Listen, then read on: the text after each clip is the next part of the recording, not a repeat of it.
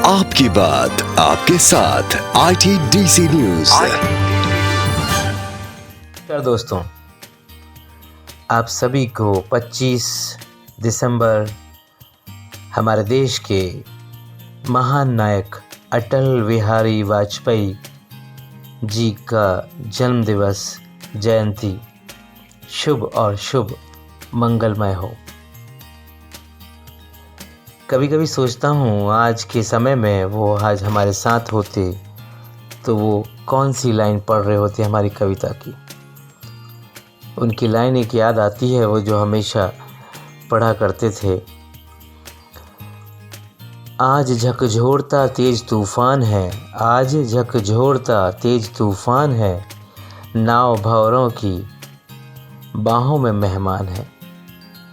नाव भंवरों की बाहों में मेहमान है, पार पाने का कायम मगर हौसला, पार पाने का कायम मगर हौसला, देख तेवर तूफ़ान के, देख तेवर तूफ़ान के, त्योरियाँ तन गई, त्योरियाँ तन गई, मौत से आज मेरी ठन गई, मौत से आज मेरी ठन गई। माननीय अटल बिहारी वाजपेयी एक ऐसी शख्सियत जिसको हमारी से आगामी 100 पीढ़ी तक भी लोग निरंतर उन्हें पढ़ना चाहेंगे कि क्या कोई अजात शत्रु ऐसा भी इस देश में आ सकता है जिसे सभी से मोहब्बत, सभी से प्यार एक साथ मिले।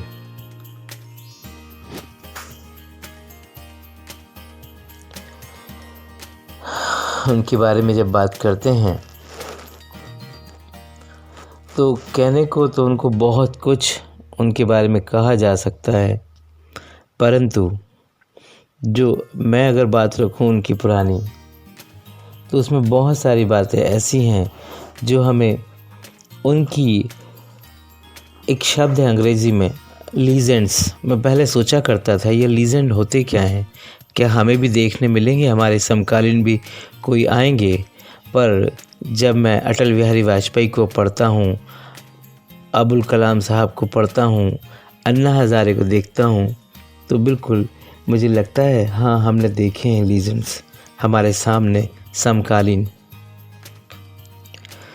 अटल जी के बारे में नीति, सिद्धांत, विचार, व्यवहार की सर्वोच्च चोटी पर रहते हुए सदैव ज़मीन से जुड़े रहने वाले नेता रहे हैं। जिसका भी संबंध हुआ वो राजनीति में कभी भी छोटे मन से काम नहीं करेगा। उनके साथ विपक्ष में रहते हुए देश के हर दल के राजनेताओं, कार्यकर्ताओं के मन में उनका विशेष स्थान हमेशा रहा। साथ ही उन दलों के कार्यकर्ताओं में ये भाव पैदा कर देना कि अटल उनकी पार्टी के नेता होते, बहुत बड़ी बात है और ये अक्सर हुआ है। ये सामर्थ्य सच अटल जी में ही थी। विरोध में रहते हुए भी वे सदैव सत्ता पक्ष के नेताओं से ज़्यादा लोकप्रिय रहे देश में। अपने अखंड प्रवास, वक्तव्य कला और राजनीतिक संघर्ष के साथ साथ सड़कों से लेकर संसद में सिंह सी गर्जना देकर उस समय के प्रधानमंत्री, तत्कालीन प्रधानमंत्री जवाहरलाल नेहरू और उनके ज़माने के जो भी नेता रहे हैं, उन सब के हृदय में, मन में एक विशिष्ट छाप रखते रहे हैं एक युवा नेता के रूप में। इस तरह से अटल जी सदैव सर्वदलीय मान्यता के एक दलीय नेता थे, ऐसा मोदी जी भी कहा करते हैं। अटल जी कहा करते थे कि हमारा लोकतंत्र में विश्वास है और जीवन के सभी क्षेत्रों में हम लोकतांत्रिक पद्धति का अवलंबन करने के समर्थक हैं। अपनी राजनीतिक दल को भी हम लोकतंत्रात्मक तरीके से चलाते हैं और इसको उन्होंने निभाया भी। वो हमेशा कहा करते रहे कि हम एक आदर्श राज्य की स्थापना चाहते हैं, इसलिए प्रारंभ में धर्मराज की बात कही गई। बाद में जैसे जैसे अयोध्या आंदोलन मुखर होता गया, प्रकाश में आता गया, तो उन्होंने उसे राम राज्य की स्थापना के रूप में, लक्ष्य के रूप में इंसानों के सामने रखा, हमारे भारतीयों के सामने। धर्म राज्य और राम राज्य में कोई अंतर नहीं है, दोनों में लक्षण समान है, लेकिन कभी कभी समय में परिवर्तन के साथ कोई शब्दावली अधिक आकृष्ट हो जाती है, बस इतना सा था। ये संयोग ही है कि अभी बीच में 5 अगस्त को अयोध्या में जब श्री राम जन्मभूमि तीर्थ ट्रस्ट के द्वारा भगवान रामलला के भव्य राम मंदिर के भूमि पूजन के समय अपने उद्बोधन में वर्तमान प्रधानमंत्री हमारे नरेंद्र मोदी साफ शब्दों में कहते हैं कि हज़ारों वर्षों से चली आ रही हमारी संस्कृति का संदेश और राम राज्य की ओर बढ़ने का नया युग आरंभ हुआ है। उनका मानना था कि आज प्राय सभी देशों में जड़ों की तलाश का सिलसिला चल रहा है। यहाँ तक कि जातियाँ और उपजातियाँ भी अपनी जड़ों की खोज करना चाहती हैं। इस्लामी देशों में ये खोज फंडामेंटलिज्म का रूप लेकर सामने आ रही है। मज़हब समान होते हुए भी इस्लामी देश संस्कृति की दृष्टि से अलग अलग हैं। कुछ उदारवादी हैं।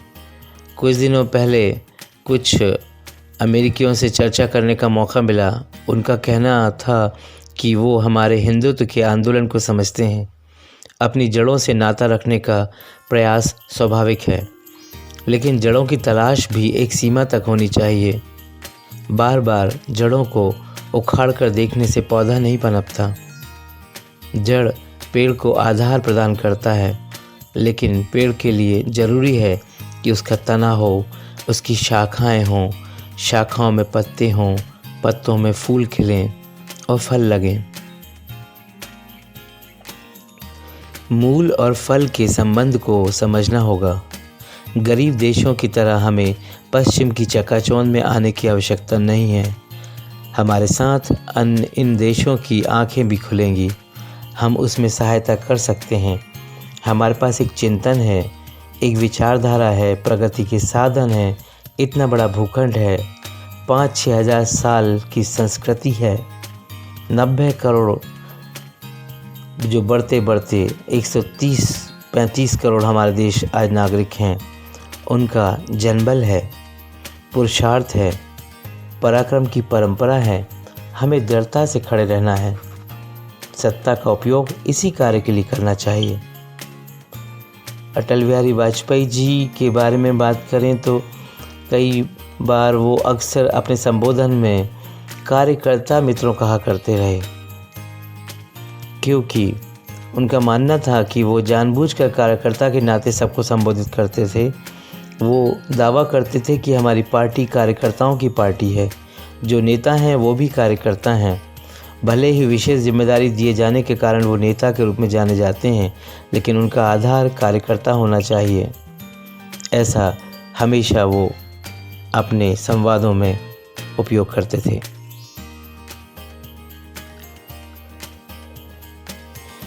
वो कहते रहे हैं कि ये हमारा अधिकार अर्जित किया अधिकार है, वॉलंटियरशिप वाला। निष्ठा और परिश्रम से हमने उसे प्राप्त कर सकते हैं।